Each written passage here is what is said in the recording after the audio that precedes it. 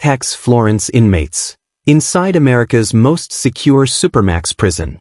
Buried deep in the Colorado desert, surrounded by mountains, silence, and secrets, sits a place designed for one purpose only: to break human contact. This isn't just another high-security prison.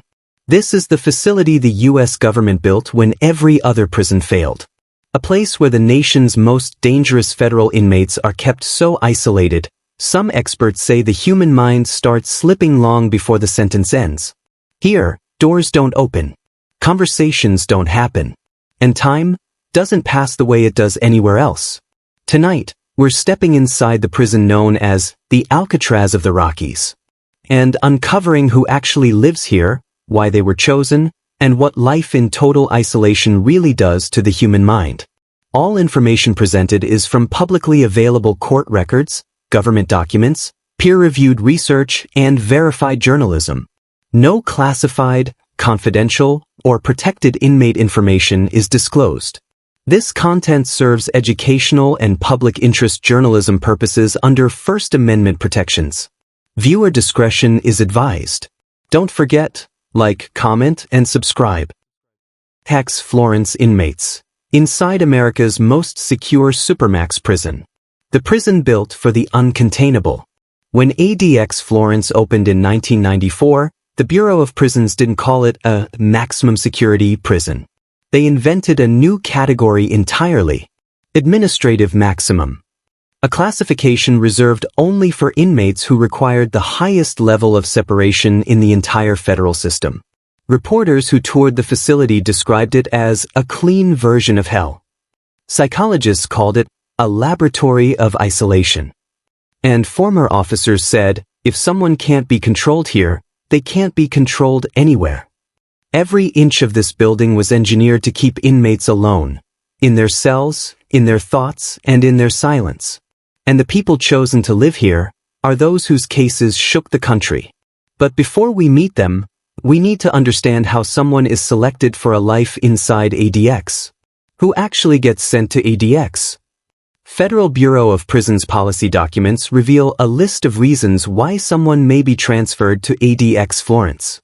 Not rumors, not myths, documented criteria. Terrorism-related convictions, organized crime leadership, extreme violence inside other prisons, attempted escapes from federal custody, inmate on-staff assaults requiring maximum separation, national security-related cases. Unlike other prisons, ADX doesn't just take someone because their crime was famous. Placement comes from a mix of convictions, institutional behavior history, security risk assessments, and federal court recommendations. Every inmate here has a paper trail. Court documents, sentencing transcripts, Bureau of Prisons assessments, all publicly available. And while names vary, categories do not. From terrorism prosecutions, to high-profile organized crime cases, to inmates whose violence inside other prisons left the Bureau with no other option. Adx Florence is not crowded. It holds roughly 400 inmates, hand-selected from a federal system of nearly 200,000. But isolation is only the beginning. A cell designed to control the human senses. Inside ADX, each inmate lives in a concrete cell roughly the size of a parking space. A bed, desk, stool, and shelf all poured from concrete. A small slot in the steel door where meals pass through. A narrow window intentionally angled upward so inmates can see the sky, but never the horizon. Never another person. Never a guard's face. Psychologists say this design removes the brain's ability to measure time or place. A subtle but powerful form of sensory deprivation. Inmates spend 22 to 24 hours a day inside this room. Exercise happens in a separate concrete enclosure, alone. Education?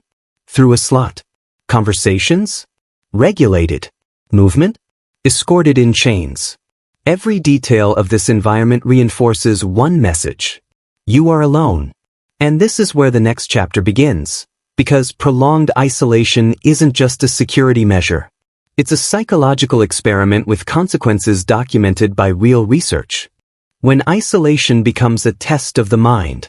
Inside the world of Adx Florence, Silence is not an absence of sound. It is a force that presses against the human mind day after day. Peer-reviewed research by Dr. Craig Haney documented what happens when human beings are removed from normal social contact for months and then years. These weren't sensational theories or dramatic opinions. They were measurable psychological effects observed inside the very walls of ADX. Even individuals with no previous mental health issues began developing what researchers called institutional adaptation difficulties. Some became hypersensitive to noise. Others reported panic attacks, depression, or distorted perceptions of time. Some withdrew so deeply into themselves they struggled to hold normal conversations. The human brain, built for connection, begins to treat silence like a hostile environment. And this is why Adx Florence remains one of the most debated federal institutions in the country. It was designed for control, but it has become a case study in what prolonged isolation can do to the human mind. But to understand the full weight of this place, we must look at the individuals the government decided were too dangerous, too influential, or too unpredictable to keep anywhere else. Their crimes, their histories, and their behavior inside other prisons created a path that led them to the doors of the Supermax. The profiles that shaped Adx Florence. Adx Florence does not house ordinary inmates. Every placement can be traced back to a federal conviction or documented security threat. Not rumors, not speculation. Court transcripts, public sentencing records, and official Bureau of Prisons classifications show the categories of inmates who end up behind ADX steel. Individuals convicted in high-profile terrorism cases. Organized crime leaders connected to long-running federal investigations. Inmates implicated in repeated violent assaults across federal facilities. Prison gang influencers whose reach extended beyond penitentiary walls. Individuals with escape attempts or escape histories so severe that only the Supermax could contain them. Some arrived after life-altering federal trials. Others were transferred because no other federal prison could control them. Each one represents a moment where the U.S. government decided that standard maximum security was not enough. Inside ADX, they are cut off from networks, cut off from influence, and cut off from the outside world in a way no other federal facility enforces. But even this level of separation couldn't prevent national attention. Because soon, journalists, legal experts, and mental health professionals began asking questions. Questions the government could not ignore. And in 2019, the outside world got a rare glimpse into the Supermax through a major national investigation. When the outside world looked in 2019, one of America's most well-known investigative programs pulled back a curtain the public rarely sees. 60 Minutes was granted access to examine the conditions inside Adx Florence, and what they found reignited a national debate. Mental health professionals, former correctional staff, and legal advocates described a facility unlike any other in the federal system. They spoke about a level of isolation so complete that some inmates reportedly went years without touching another human being. Others described the psychological deterioration documented in medical records and expert testimony. Sleep disturbances, hallucinations, paranoia, and overwhelming loneliness. The report did not deny that ADX houses individuals convicted of serious federal crimes. Instead, it questioned whether the security measures in place were causing damage far beyond the intended punishment. Corrections experts interviewed during the investigation said the policies were designed to eliminate risk, but in doing so, they also eliminated normal human contact. And in a prison where silence can stretch for days, weeks, and years, the interviewers asked a simple but powerful question. At what point does security become something else entirely? The documentary highlighted this tension, the balance between safety and humanity, and it forced the public to reconsider what life in the nation's highest security facility truly means. But it wasn't just journalists raising concerns. Courts across the country were beginning to examine ADX through a legal lens, and some judges believed the debate went far deeper than public opinion. The legal battles surrounding ADX. Federal court cases and legal challenges over the years have exposed another layer of the ADX story, one involving constitutional rights, mental health protections, and the limits of solitary confinement. Attorneys for several inmates argued that prolonged isolation violated basic standards of humane treatment, especially for individuals with documented mental health conditions. Court filings described cells where the fluorescent lights never turned off, where communication with staff was minimal, and where mental health deterioration was often met with disciplinary measures rather than treatment. Some judges expressed concern about these reports, referencing expert testimony from psychologists like Dr. Craig Haney. Others noted that while the crimes were severe, the Constitution does not permit punishment that crosses into psychological harm. In certain cases, federal courts mandated changes. New policies, mental health evaluations, and adjusted placement procedures were introduced, not to weaken security, but to address concerns now impossible to ignore. Still, ADX remains largely unchanged in its core mission. Its purpose has always been the same: to house individuals the federal government believes require the highest level of separation and control available in the United States. But the world is no longer looking at ADX solely through the lens of security. Researchers, lawyers, and journalists have shifted the conversation towards something more complex. What does long-term isolation do to a human being, even one convicted of a serious federal crime? The policy debate that won't disappear. As more research emerged and more court cases exposed the realities inside Adx Florence, pressure grew on policymakers to confront a difficult question.